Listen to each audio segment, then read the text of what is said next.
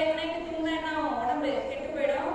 அதனால உங்களுக்கு first advice இதுதான், காலையிலையும் சீக்கிரமா சாப்பிடணும், நைட்டும் சீக்கிரமா சாப்பிடணும், சீக்கிரமா தூங்கிடணும். அப்புறமா வந்து எந்த பேக்கெட் ஃபுட்டும் விற்கிற எதுவுமே சாப்பிடக்கூடாது. நிச்சயமா அது நீங்க வந்து பார்க்கணும். அது வந்து லைஃப்ல நம்ம வந்து பிறந்ததுலேருந்து இறந்து போகிற வரைக்கும் நம்ம ஏதாவது வந்து லைஃப் இந்த சமுதாயத்துக்கு செஞ்சுக்கிட்டே இருக்கணும். செஞ்சோம்னா என்ன கிடைக்கும்னா, இந்த யூனிவர்ஸ் வந்து ஒரு கண்ணாடி மாதிரிங்க. நம்ம என்ன செய்யறோமோ அது நமக்கு திரும்ப நடக்கும். ஸோ நம்ம வந்து இதுக்கு ஒரு மரம் நட்டு அதை இதை காப்பாற்றி நம்ம இது பண்ணணும்னா அது வந்து பல மடங்குல வந்து உங்களுக்கும் உங்க குடும்பத்துக்கும் எல்லா விதத்துலையும் நல்லதா இருக்கும். செய்வீங்களா? அது மாதிரி உங்களுக்கு எல்லாருக்கும் ரொம்ப ஒரு முக்கியமான விஷயம் தான், எல்லாரும் வெயில நிற்கிறீங்க, ரொம்ப கஷ்டமா இருக்கு. நான் 2-3 நிமிஷத்துக்குள்ள ஒரே முடிச்சுக்கிறேன். என்னன்னா எல்லாருமே வந்து பொம்பளை பிள்ளைங்க. ஒரு குடும்பத்துல ஒரு ஆணுக்கு கிடைக்கக்கூடிய ஒரு வாய்ப்பை விட பெண்களுக்கு வந்து குடும்பத்தோட ஸ்பெண்ட் பண்ணக்கூடிய வாய்ப்பு ரொம்ப அதிகமா எப்பவுமே இருக்கும். ஏன்னா அவங்களோட மனசு எல்லாமே வந்து அதுக்காக டிசைன் பண்ணப்பட்டது. ஸோ அதனாலதான் நேரு கூட சொன்னாரு, ஒரு பொண்ணுக்கு வந்து ஒரு கல்வி அறிவு கிடைச்சுன்னா அந்த குடும்பத்துக்கே கிடைச்ச மாதிரின்னு. ஸோ மங்கையராய் பிறந்திடவே நல்ல மாதவம் செய்திட வேண்டுமாமா அப்படின்னு சொல்லியிருக்காங்க. ஸோ அதனாலதான் வந்து நம்ம நாட்டுல எல்லாத்துக்குமே நதிகள் பேர் எல்லாத்தையுமே வந்து பெண்களோட பேரா வச்சிருக்காங்க. ஆனா எவ்வளோ மற்ற எவ்வளோ பேர் சூழ்ச்சி பண்ணி நம்மளோட பெண்கள் இனத்தை கீழே இழுக்க முயற்சி பண்ணாலும் கடவுள் என்னைக்குமே நம்ம பக்கம் தான் இருப்பாரு, வெற்றி என்னைக்குமே பெண்கள் பக்கம் தான் அப்படின்னு சொல்லிக்கிட்டு நான் வந்து உங்களை எல்லாத்தையுமே வந்து காலையில எழுந்திரிச்சோம் நைட்டு தூங்குற வரைக்கும் என்ன நான் செய்யணும் அப்படிங்கிறத மட்டும் நான் சொல்லிக்கிறேன். எல்லாரும் நல்லா பொறுமையா காது கொடுத்து இதை கேட்டுங்க. தெரியும் உங்க லைஃப்ல நீங்க இம்ப்ளிமெண்ட் பண்ணுங்க. சரிங்களா? இப்ப வந்து காலையில எல்லாமே எத்தனை மணிக்கு எந்திரிக்கிறீங்க? 6 o'clock எந்திரிச்சிங்களா? வெரி குட், நல்ல பசங்க. என்னையோட நல்ல பசங்க. நான் தான் ரொம்ப லேட்டா எந்திரிக்கிறேன். இப்போ சரி, நானும் உங்களை மாதிரியா ஸ்கூலுக்கு யூனிஃபார்ம்லாம் போட்டு வந்திருக்கேன்ல, அது கரெக்டா ப்ரேயர் டைம்ல வந்து கரெக்ட் டைம் ஸ்கூலுக்கு வந்துட்டேன். எந்த செக்ஷன்ல என்ன கிளாஸ்ல சேர்த்துப்பீங்க? சரி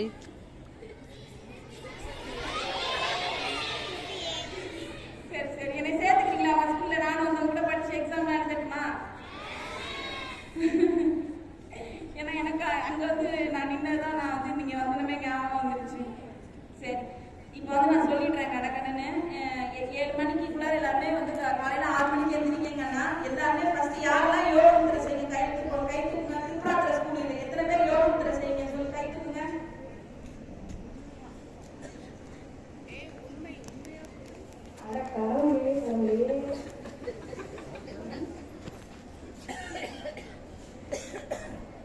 சரி சரி, எல்லாருக்கும் வந்து கிளாஸ் உள்ள இடுப்பு உட்கார முடியுதா? இல்லைல்ல. பத்மாசனம்னு ஒன்று சொல்லி கொடுத்துருக்காங்களா? அதை போட்டு நீங்க அட்லீஸ்ட் நீங்க தனியா இருக்காரு டைம் பண்ணாட்டியும் ஸ்கூல்ல உட்கார நேரத்துல பத்மாசனம் போட்டு கீழே உட்கார்ந்துருக்கீங்க எல்லாமே பத்மாசனம் போட்டீங்கன்னா முதுகு நேரா இருக்குமா? டைமும் மிச்சமா? படிக்கிற வேலையிலே அதையும் செஞ்சிடலாமா? அதை முயற்சி பண்ணுங்க. இப்போ காலையில எந்திரிச்சோன்னே எல்லாருமே வந்து உங்க மூச்சை வந்து ஒரு 10 நிமிஷம் எந்திரிச்சு கட்டில உட்காந்துட்டு ஒரு ரெஸ்ட் ரூம் மட்டும் போயிட்டு வந்துட்டு மூச்சை வந்து ஒரு 10 நிமிஷம் வந்து கவனிங்க. எப்படி வயிற்றுல இருந்து மூச்சு விடணும், அதாவது ஆழ்ந்த மூச்சு. நீங்க மூச்சு இழுக்கிறப்ப உங்க வயிறு வந்து முன்னால போகணும், மூச்சை விடுறப்ப அதாவது காற்று வெளியில போறப்ப உங்க வயிறு வந்து பின்னால போகணும். அது ஆப்போசிட்டா நடக்கும், அதை கொஞ்சம் கவனிச்சுக்கோங்க. இது மாதிரி பண்ணீங்கன்னா வாழ்க்கையில என்ன பண்ணலாம், தொப்பையே வராது. எல்லாம் அழகா இருக்கலாமா? உள்ள பிள்ளைங்க தொப்பை இல்லாம தானே அழகா இருக்கணும், அப்படித்தானே? அதனால வந்து அது மாதிரி பண்ணுங்க. நான் சொன்ன மாதிரி நீங்க நைட்டு சீக்கிரமா சாப்பிட்டு இந்த மாதிரி மூச்சு விட்டீங்கன்னா லைஃப் லாங்கா என்ன வராது, தொப்பையே வராது. அப்புறமா வந்து உங்களுக்கு அந்த செரிமான கோளாறு இந்த மாதிரி எதுக்கு எடுத்தாலும் ஹாஸ்பிட்டல் போறதை நிப்பாட்டிட்டு உங்களுக்கு வந்து இந்த கருஞ்சீரகத்தை மாசம் வந்து ஒரு 3 தடவை 4 தடவை பயன்படுத்துங்க ஒரு வாரத்துல. சரிங்களா? வாரத்துல 2 நாள் பயன்படுத்துங்க கருஞ்சீரகத்தை. சரிங்களா? பயன்படுத்திங்கன்னா என்ன ஆகும், உடம்புல எல்லா கெட்ட கொழுப்பும் போய் எல்லா இதாயிடும். எல்லாரும் நான் வந்து உட்காந்து ஒரே இடத்துல இருக்காம போனை அதிகப்படியா பார்க்காம எல்லாருமே வந்து என்ன பண்ணணும், வாக்கிங் எக்ஸசைஸ் இது எல்லாமே ஒரு நாளைக்கு ரொம்ப எல்லாமே சொல்ல மொத்தமா சேர்த்து எல்லாமே ஒரு 1/2 hour செஞ்சா போதும். செய்வீங்களா? வீட்டுல எல்லாமே வந்து அம்மா அப்பாவுக்கு எல்லாருமே எல்லாம் ஹெல்ப்ஃபுல்லா இருக்கணும். சரிங்களா? உங்க மனசுல எது இருந்தாலும் உங்க அம்மா அப்பாவை ஃபர்ஸ்ட் ஃப்ரெண்ட்ஸா நினைச்சு உங்க மனசுல எல்லாத்தையும் உங்க அம்மா அப்பாட்ட சொல்லிடணும். எதையுமே மறைக்க கூடாது. சரியா?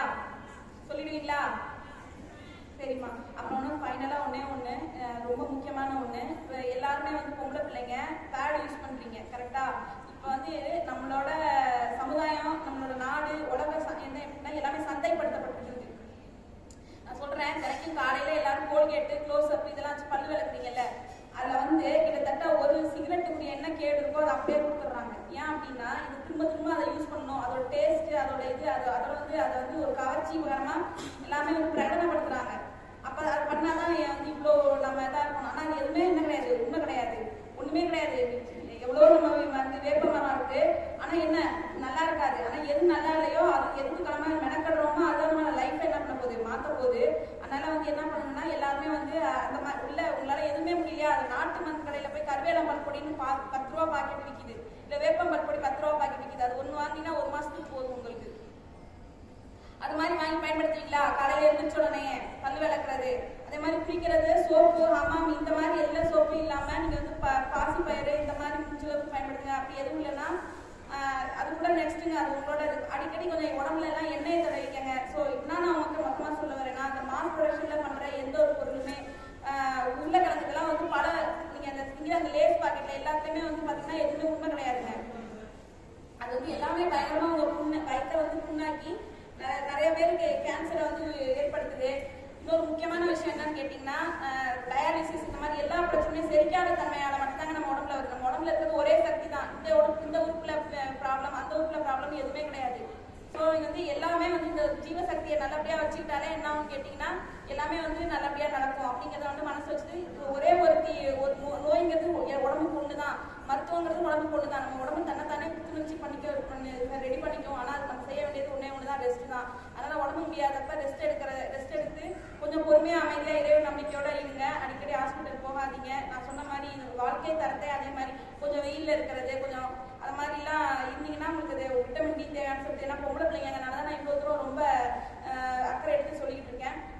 கடைசியா ஒண்ணே சொல்லிட்டேன், என்னன்னா அந்த நான் பேடை பத்தி சொல்லிட்டு வந்தேன் இல்லைங்களா, அந்த பேடு வந்து பாத்தீங்கன்னா இன்னைக்கு வந்து இந்த உலக சந்தையில என்ன பண்ணிருக்காங்கன்னா இந்த நீர் கட்டிகள்னு ஒண்ணு வந்து வரதுக்கு ஏற்பாடு பண்ணிருக்காங்க. ஏன் அப்படின்னா அது வந்து காத்தே போகாது. அது மாதிரி வந்து ஒரு இது பண்ணி அதுல இருக்கிற கெமிக்கல்ஸும் வந்து பாத்தீங்கன்னா நம்ம உடம்புக்கு ரொம்ப கெடுதி.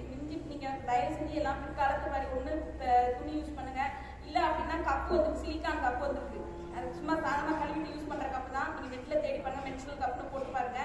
அது வந்து நிச்சயமா அவங்க எல்லாருக்கும் ரொம்பவே உபயோகரமா இருக்கும். அது எந்த ஒரு பிரச்சனையும் கிடையாது, நிரூபிக்கப்பட்டதாக தான் இருக்கு. ஸோ இந்த மாதிரி மாற்று இது சுய மருத்துவம், சுய சார்பு வாழ்க்கை வீட்டிலே செஞ்சு சாப்பிடுங்க. பொம்பளை பிள்ளைங்க எள்ளு மிட்டாய், கடலை மிட்டாய் எல்லாமே நீங்களே வீட்டில் செஞ்சு சாப்பிடுங்க. எதையுமே கொண்டு போய் கடையில் முடிஞ்ச அளவுக்கு வாங்காதீங்க. முடிஞ்ச அளவுக்கு நான் சொன்ன வாழ்க்கை முறையை பயன்படுத்தி எல்லாருமே சிரிச்சு சந்தோஷமா எந்த இதுவும் இல்லாம எப்பவுமே சமாதானமா வாழணும். செய்வீங்களா எனக்காக? இன்னையிலேருந்து உங்க லைஃப் ஸ்டைல நான் சொன்ன மாதிரி கொஞ்சம் எல்லாமே மாத்திக்க முயற்சி பண்ணுவீங்களா? முயற்சி பண்ணுங்க. மட்டும் இல்லாம உங்க வீட்டுல உள்ளவங்க எல்லாத்துக்குமே இந்த மெசேஜ் போய் சேரணும் அப்படிங்கிறதுக்காக தான் நான் வந்து இன்னைக்கு வந்து இதை ரொம்ப கஷ்டப்பட்டு என்னோட வேலைகளுக்கு நடுவில் நான் வந்து வந்திருக்கோம். நீங்க எல்லாரும் நல்லா படிச்சு நல்லா பெரியவங்களாகி உங்க குடும்பத்துக்கும் இந்த உலகத்துக்கும் இந்த சமுதாயத்துக்கும் ஒரு சிறந்த உதாரணமா திகழ்ந்து எல்லாருமே வந்து நல்லபடியா வாழ்ந்து சந்தோஷத்தோட வாழணும்னு இறைவனை வேண்டிக்கிறேன். சரியா? நன்றி, உங்க எல்லாருக்கும் நன்றி.